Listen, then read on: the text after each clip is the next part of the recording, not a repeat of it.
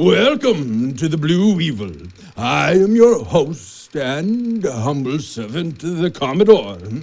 As you can see, I have won many awards and honors, and if you would care for a pint, I would only be too glad to share with you the story of how I earned each and every one of them.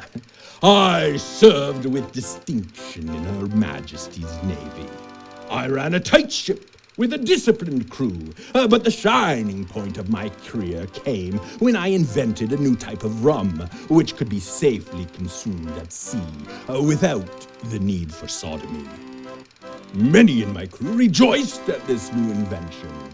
Others in my crew, however, preferred things the way they were. Not to worry, though, as in the interest of fairness and crew morale, I also invented an entirely new form of sodomy, which required no rum at all. This invention of sodomy-less rum, and rumless sodomy, earned me the promotion to Commodore, and I was able to retire with my full pension and take up the task of tending bar. Oh, but don't for a minute think that means I've grown soft in my retirement. No, my life here on Accordiona is as rife with adventure as it was in Her Majesty's Navy. For in the chest of every barkeep beats the heart of an adventurer. Like the time I rescued the seaside community of Seaside from the gaseous stench of JimmyZilla's irritable bowels. It all started one day when I was talking with my good friend Winston the Wise at Small Lake. Winston, as you may or may not know, is named after Winston Zeddemore from the motion picture about Ghostbusters. Rather enjoy talking to Winston, especially when I'm feeling haunted. So, I suppose it is quite fitting that he has been named for a famous buster of a spiritual phenomenon. As I chatted with Winston, I noticed something was a bit, how would you say, off about the quality of the air. Upon further investigation, the smell seemed to be originating from JimmyZilla. Most unpleasant it was indeed. Granted, I've certainly experienced things in my life more unpleasant. Much more unpleasant. It seems that something was not quite cricket with his gut, as it were. Yes, quite the turmoil he was experiencing, and by extension, everyone in the seaside community of Seaside was experiencing as well. Indeed, I would reckon that the entire island of Accordiona was suffering under the voluminous stench JimmyZilla was unleashing from his bowels. So much suffering. Always so much suffering. Well, it was obvious that he was suffering from some form of gastrointestinal distress. You see, we feed him a daily diet of fresh fish caught here on the island so that we might halt his rampage on the seaside community of Seaside. Well, sensing that his diet might be to blame for the noxious vapors he was emitting, I consulted with a visiting expert on all things cold, wet, and scaly. Well, I found him loitering in Stan's arcade, and I presented to him our predicament. He did not know what could be causing the distress, but he figured that since JimmyZilla came from the sea, that perhaps the Queen of the Sea Realm would have the answers I sought. Well then, to the Sea Realm I would have to go. But there lay the rub. No one knew where the entrance to the Sea Realm lay, deep beneath the ocean, dark and blue.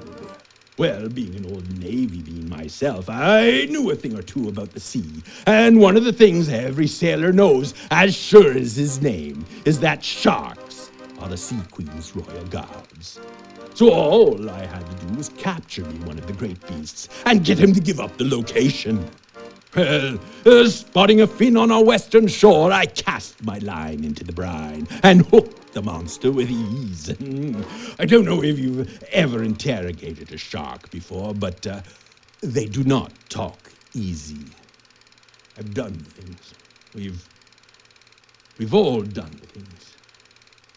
each of us. His mighty jaws were shut as tight as a steel trap, and I had to resort to giving him what for. I rained what fors upon the beast in a mad flurry, the likes of which the world had never seen before. I'm a good man. I want to be a good man. At last, the beast gave up the location of his Queens Lair, and so terrified was he of my mighty what-fors that to this very day all sharks in the waters surrounding our island are timid, shy creatures who will flee into the deeps if a human approaches them. Well, I never meant for that to happen. I suppose it's for the best, though. I mean, well, it makes swimming more safe, and that's a good thing, isn't it? Well, I had the location, but what I needed now was a way to get there, what with it being in the middle of the ocean and all. Luckily, I knew a pilot who had his own boat. Oh, he was a vile scoundrel and a blackguard, but he would deliver me to the entrance of the Sea Queen's realm. For a price. Well, we spared no steam in getting to her undersea palace, and soon I was diving deep into the briny abyss. In no time at all, I found myself through adventures I will perhaps share with you some other time over a pint, in the courtroom of the Sea Queen.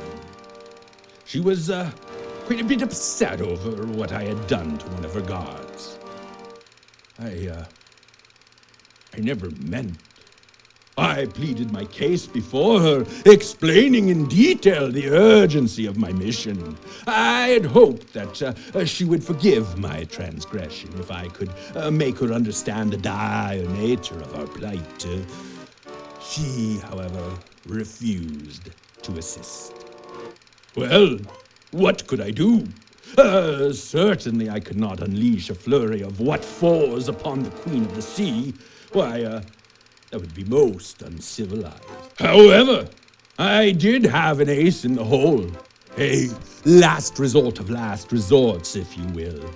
I implored Her Majesty to please lend me the solution to my predicament, if not for me, then for the good of the many citizens of Accordiona who would never in a million years have given a shark the what-for.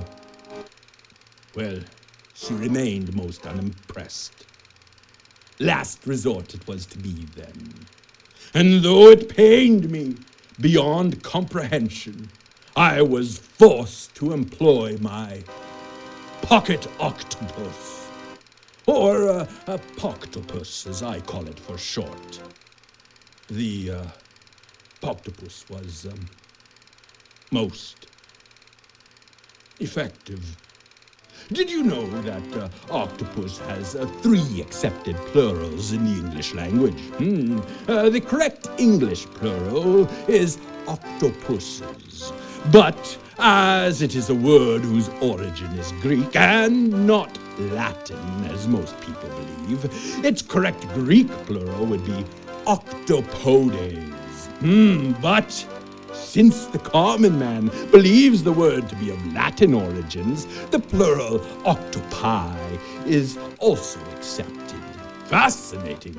Although, personally, I prefer to use the word octopi to refer to my invention of a single pie that I made out of 8 slices of different pies. Now, where was I? Oh, yes, I was telling you how the Queen told me that the cure to JimmyZilla's ailment was to feed him a rare fish called the Arowana. Well, like a torpedo, I bolted to the surface, the bends be damned, only to discover that the blackguard rat had fled. Well, I had no choice but to swim over 100 miles back to Accordiona. I suppose I could have swam somewhat closer. But, well, I didn't want to risk it. So I began the task of fishing, and fishing, and fishing. But not a single arowana could I catch. So I was forced to seek the expertise of a local curator who informed me that the fish is unfortunately very nearly extinct. Well, dejected, I left the museum just as the air was torn asunder by another thunderous blast from JimmyZilla. Yes, a dreadful din it was indeed. Not the worst sound I've ever heard, mind you. That would be the sound of a brave man crying out in fear. Well, just then another tumultuous sound split the night air.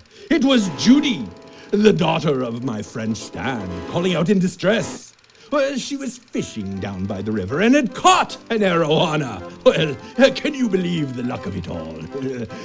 But it seemed that my nemesis, the local ruffian Black Angus McGee, was accosting the fair Miss Judy, trying to abscond with her fish.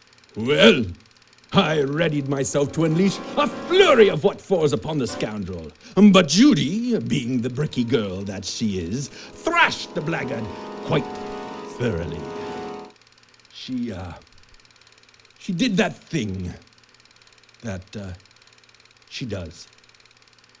Poor bastard. Never stood a chance. Well, with Black Angus McGee put in his place, I implored Miss Judy to please give me the fish that I might put an end to JimmyZilla's rampaging bowels. And she kindly obliged. I got the fish home, and as I was preparing to get it ready for the pot, well, stone me blind, but the fish spoke to me. She informed me that she was the last of her kind, and out of sorrow for the loss of her fellows, she would sacrifice herself for our greater good. Well, I didn't know what to do. So moved was I by her plight and willingness to give her life for us all, I could not bring myself to do the dark deed I had to perform. Not again. Never again. No, I could not let this gentle creature go off into that long final darkness. No, the species must be repopulated.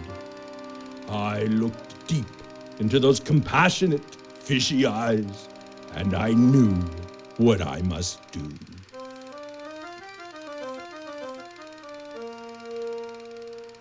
Well, it was a success. We together had brought the species back from the brink of extinction, and now the rivers of Accordiona were teeming with plenty of arowana, which we feed to JimmyZilla when his bowels start to give him the what for. As for the charming and beautiful arowana that Judy had caught, well, she is still here on the island, living in our local museum. I visit her from time to time. We don't talk about what we did that night. And that is the story about how I saved the island's arowana population from extinction. Oh yes, and how I took care of JimmyZilla's tummy problems.